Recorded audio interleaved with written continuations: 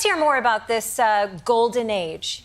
Drug lords, murderers all over our country. Killed and maimed thousands, ambushed and shot in the head, shot violently in the head, one bullet after another, violently and viciously. We're talking about the edge of death. Which part of this is the golden age? Can we just get back to the uplifting optimism? Desi Lydic couldn't help but notice the contradiction in Donald Trump's message. He repeatedly described America as entering a golden age, but moments later shifted into a series of graphic stories about violent crime, drug cartels, and chaos. Lydic seized on that contrast, asking a simple question. If this is the golden age, why does it sound so bleak? Her joke wasn't just about the speech itself. It highlighted the gap between an optimistic slogan and a series of dark, alarming descriptions. The moment became one of the night's biggest laughs while raising a broader question about whether the administration's messaging matched the hopeful vision it was trying to present. Which part of this is the golden age? Can we just get back to the uplifting optimism? Gushing blood which was flowing back down the aisle, viciously slashed, bleeding profusely, blood all over, shredding his leg into numerous pieces. Unbelievable what's happened to his legs. Oh my God, the violence. Rather than returning to an uplifting message, Trump continued recounting graphic accounts of violence, describing bloodshed and brutal attacks in vivid detail. Desi Lydic responded by joking that she was still waiting for the golden age part of the speech. While the stories were meant to emphasize public safety concerns, Lydic argued that they made the address feel increasingly grim. Her reaction reflected a broader criticism that the speech relied heavily on fear and dramatic imagery, making the contrast between Trump's optimistic slogan and the overall tone even more striking. For example, as the First Lady of the United States pointed out this morning, just 2 days prior to the shooting, ABC's late-night host Jimmy Kimmel disgustingly called First Lady Melania Trump an expectant widow.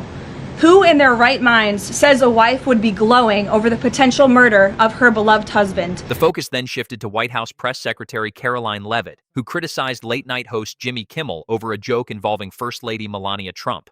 Leavitt called the remark offensive and argued that joking about the possible death of a president crossed a line, especially so soon after an assassination attempt. She questioned why such comments were being normalized, saying they reflected a level of political rhetoric that had become deeply troubling. The exchange quickly reignited the debate over where comedy ends and responsible public discourse begins. This kind of rhetoric about the president, the First Lady, and his supporters is completely deranged, and it's unbelievable that the American people are consuming it night after night after night. As President Trump said on Saturday night at this podium, we as Americans must recommit ourselves to resolving our differences peacefully and uniting around the shared values that make our country great. Karoline Leavitt expanded that argument by saying the hostile rhetoric directed at President Trump, the First Lady, and their supporters had become increasingly extreme. She urged Americans to reject inflammatory language and echoed Trump's call for political differences to be resolved peacefully rather than through hatred or violence. Her remarks came amid renewed discussions about the tone of political discourse in the United States, with supporters arguing that public figures should be more careful with their words, while critics continued debating where the line between political criticism and harmful rhetoric should be drawn. As the controversy continued, it became clear that this wasn't just another dispute between a comedian and the White House. Instead, it reflected a much deeper disagreement over how political figures, the media, and entertainers should communicate during moments of national tension. Every statement, joke, and press briefing was being analyzed, clipped, and shared across social media within minutes, allowing the debate to reach millions of people almost instantly.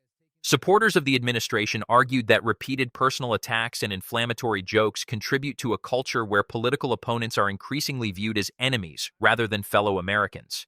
They believe public figures, especially those with large audiences, should be more mindful of the impact their words can have in an already polarized environment.